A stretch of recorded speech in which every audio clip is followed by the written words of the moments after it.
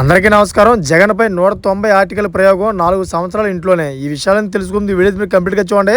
అప్పుడే మీకు complete information ఏంటో అర్థమవుతుంది.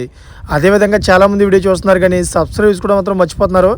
దయచేసి సబ్స్క్రైబ్ చేసుకోండి. సబ్స్క్రైబ్ చేసుకోవడం వల్ల నేను చేసే ప్రతి ఒక్క అప్డేట్ మీరు ముందుగానే పొందగలుగుతారు. అదేవిధంగా చాలామంది లైక్ చేయడం మర్చిపోతున్నారు.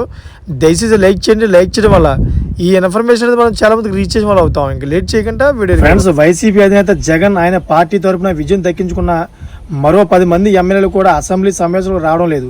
ఈ విషయం ఇటు సాధారణ సభల్లోనూ అటు మేధావుల్లోనూ కూడా చర్చకు దారితీస్తోంది. ఇదే సమయంలో కొందరు సోషల్ మీడియాలోనూ పోస్టులు పెడుతున్నారు. ఇక జగన్ సోదరి షర్మిల అయితే నిప్పులు చెరుగుతున్నారు. ప్రజలు ఎన్నుకున్న తర్వాత ఇంటికి పరిమితం కావడం ఏంటి అని కూడా చర్చిస్తున్నారు.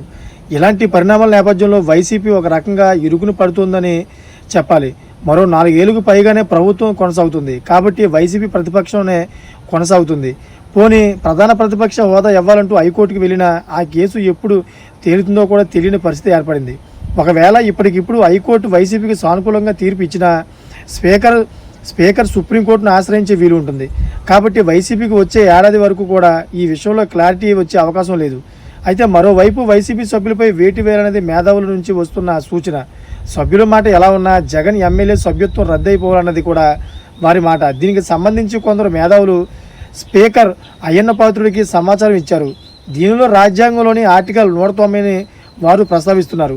ఈ ఆర్టికల్ ప్రకారం సభకు కనుక వరుసగా 60 రోజులు జరిగితే ఆ సభా సమావేశాలకు కనుక ఎవరైనా ఎమ్మెల్యే హాజరు కాకపోతే సదరు అభ్యర్థి సభ్యత్వం ఆటోమేటిక్గానే రద్దు అవుతుంది. ఈ విషయాన్ని మాజీ ఐఏఎస్ అధికారి ఒకరు స్పీకర్కు రాసిన ఉత్తరంలో పేర్కొన్నట్లు సమాచారం. అయితే ఈ నేపథ్యంలో స్పీకర్ అయ్యన్న దీనిపై దృష్టి పెట్టారు. అంటే సభను వరుసగా 60 రోజులు నిర్వహించి అదేవిధంగా మధ్యలో ఆదివారాలు 1-2 రోజులు సెలవులు ఇవ్వచ్చు. అదేవిధంగా సభకు రావాలని జగన్ను కోరే అవకాశం ఉంది. అయితే అప్పుడు కూడా ఆయన రాకపోతే ఆటోమేటిక్గానే ఆయన సభ్యత్వం రద్దు చేయాలనేది ఆలోచన. మరి ఏం జరుగుతుందో చూడాలి. ఈ విధంగా అయితే 190 ఆర్టికల్ జగన్ పైన అయితే ప్రయోగిస్తున్నారు. జగన్కి అయితే చాలా ప్రమాదం పొంచినట్లు తెలుస్తోంది. Thanks for watching friends.